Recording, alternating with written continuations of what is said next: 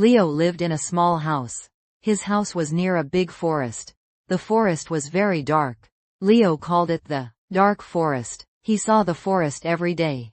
He felt fear. The trees in the dark forest were tall. They made a thick wall. The sun did not go through the trees. It was always dark inside. Leo never went into the forest. He stayed in his village. His village was small. It had small houses. It had a market. People talked and laughed. But Leo always looked at the forest. The forest made him feel small. Leo had a friend. Her name was Mia. Mia liked to play. She was not afraid of many things. Mia often said, "Let's go to the forest, Leo. Let's see what is there." Leo always said, "No, Mia. The forest is scary. There are unknown things inside. Bad things." Mia would shake her head. She did not understand his fear. Leo liked to read books. He liked to draw pictures. He drew pictures of his village. He drew pictures of the river. He never drew the forest. He could not draw his fear. Every night, Leo looked out his window. He saw the dark shape of the forest. The wind made sounds in the trees.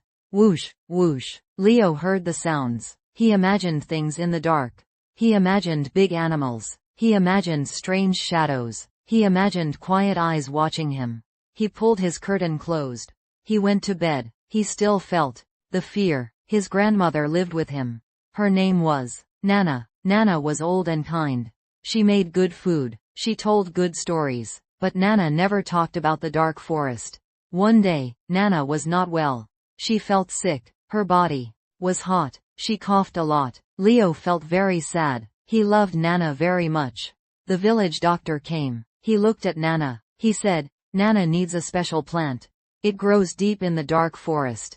It is a blue flower. It helps with fever." Leo heard the words, "deep in the dark forest." His heart beat fast. Thump thump, thump thump.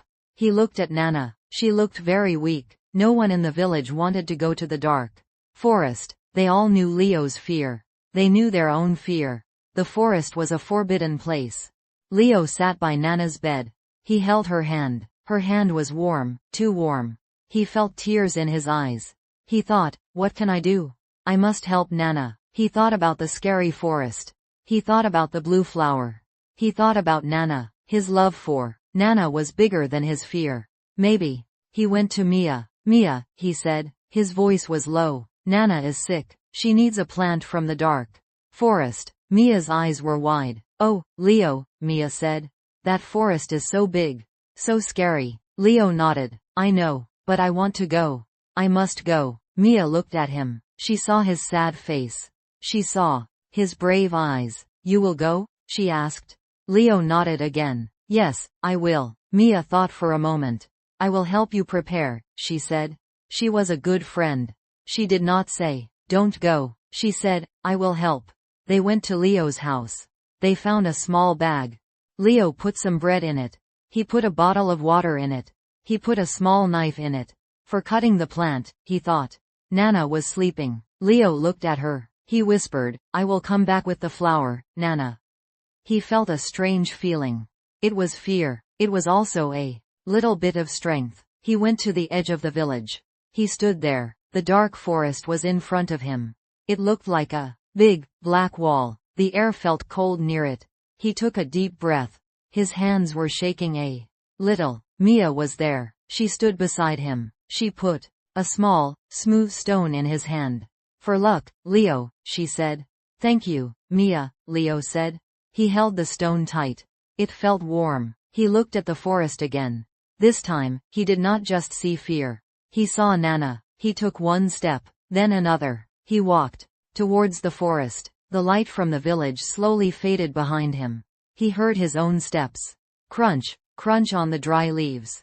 The trees were very tall here. They stood close together. Their branches reached high up. The leaves were dark green. It felt like walking into a big green tunnel. The air in the forest was different. It was cool. It smelled of earth and old leaves. It was quiet, too quiet. Leo listened. He heard nothing. This made him more scared. He walked on a small path. The path was not clear. It was covered with leaves. He had to look down to see where he was going. He held the small stone in his hand. The trees grew thicker. The light grew dimmer. Soon, it was like twilight, even though it was daytime outside the forest. Leo looked up. He could not see the sky, only dark leaves. He stopped for a moment. He looked back. He could not see the village anymore. Only trees, trees, trees. He felt very alone. A shiver went down his back. Don't be scared, he told himself. His voice was small in the quiet forest. He felt foolish. He continued walking. His heart kept beating fast. He heard a sound, a rustle in the leaves. Whoosh! He jumped. He looked around quickly. Nothing. Just leaves. Maybe a small animal. He tried to tell himself that. He saw a big tree. Its roots were like big snakes on the ground. He had to step over them. He walked carefully. He did not want to fall. He remembered Nana's words. The blue flower grows deep, where the light is soft, near a small stream. He looked for a stream. He looked for soft light. He walked for a long time. Time felt different in the forest. It felt slow. Every step was a challenge. Every shadow was a monster. He was tired. His legs felt heavy. His bag felt heavy. He wanted to sit down. But he did not want to stop. Nana needed the flower. He saw something moving, black and fast. He gasped. It was a squirrel. It ran up a tree. It looked at him with bright eyes. It was just a squirrel. He felt a little bit silly. He smiled a little. The squirrel was not scary. It was small. It was quick. He continued walking. He felt a tiny bit less scared. Very tiny. The path grew fainter. He had to push branches aside. Thorns pricked his hands. He felt a little pain. He did not stop. He came to a small open space. A few rays of sun came through the leaves here. The light was soft. He looked around. No stream yet. He saw a strange bird. It had bright feathers. It sang a soft song. Chirp, chirp. It was a beautiful sound. It was not a scary sound. He sat down for a moment. He took a sip of water. He ate a piece of bread.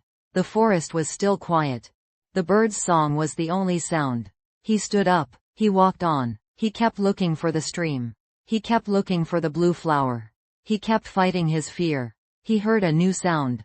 A gentle sound. Gurgle, gurgle. Water. A stream. His heart felt a little lighter. He walked towards the sound. He found it. A small stream. The water was clear. It flowed over smooth stones. He bent down and drank some water. It was cool and fresh. He looked around the stream. The light was soft. Here, just like Nana said. The ground was wet. Small, green plants grew everywhere. He looked for blue. He walked along the stream. He looked carefully at every plant. Green, green, green. No blue. His hope started to fade. He walked deeper along the stream. The stream led him to a denser part of the forest. The trees were even closer here. The light was very dim. He felt the fear again. It was a cold feeling. He saw big, gray stones. They were covered in green moss. The air was damp. It was very quiet. Too quiet. Even the birds did not sing here. He felt alone. Very, very alone. The silence was heavy. He wanted to run back. He wanted to scream, but he could not. He thought of Nana. He closed his eyes. He took a deep breath. I can do this, he whispered. For Nana. He opened his eyes. He kept walking. Slowly. One step at a time. He saw a small, dark cave. It was just a hole in a big rock. It looked like a dark mouth. He did not want to go near it. But the stream went towards it. He thought, maybe the plant is near the cave. This is the deepest part. He felt a knot in his stomach. He felt his heart pound hard. He moved closer to the cave. He felt the cold air coming from inside. It smelled of damp earth. He looked into the darkness of the cave. He saw nothing, only black. He looked around the entrance of the cave. He looked on the wet ground. He looked under the mossy stones. Nothing blue. He felt despair. He was so deep in the forest. He was so scared. He was so tired. And no blue flower. He sat down on a wet stone. He put his face in his hands. He felt a tear fall. He wanted to give up. He wanted to go home. Then, he remembered Nana's face. Her weak smile. Her need for the plant. He remembered Mia's brave look. He remembered the small, smooth stone in his hand. He opened his eyes. He looked again. He looked very, very carefully. He looked closer to the stream. right where the water touched the stones. And there it was, a small flower. Its petals were a deep, soft blue. It grew low to the ground. It was hidden by bigger green leaves. It was the blue flower. A wave of relief washed over him. He felt happy. He felt strong. He felt brave. He had found it. He took out his small knife. His hands were still shaking a little, but not from fear. From excitement. He carefully cut the stem of the flower. He did not hurt the roots. He held the flower in his hand. It was delicate. Its blue was beautiful. He put it carefully in his bag. He zipped the bag closed. Now, he had to go back. The journey back. He looked at the dark cave. He looked at the tall trees. He looked at the dim light. But something was different. The forest still looked big. The shadows were still there. But they did not feel so scary now. He had faced his fear. He had found the flower. He started walking back along the stream. He noticed the sound of the water. It was peaceful. Gurgle, gurgle. He looked at the big, mossy stones. They were not scary. They were just stones. They were old. They were a part of the forest. He walked towards the faint light. He moved through the trees. He did not jump at every rustle of leaves now. He knew it was just a squirrel. Or a bird. He saw the strange bird again. It sang its soft song. Chirp, chirp. He smiled. He liked the song now. He remembered the feeling of being very alone. But now, he thought, I am not alone. I have the flower. Nana needs me. He reached the open space. The sun rays still touched the ground there. He felt the warmth. It felt good. He felt like he was walking in a new forest. He saw the roots like snakes. He stepped over them easily. They were not scary. They were just roots, helping the tree stand tall. He walked and walked. His legs were still tired. But his heart was light. He was going home. With the blue flower, he came to the edge of the forest. He saw the light of the village.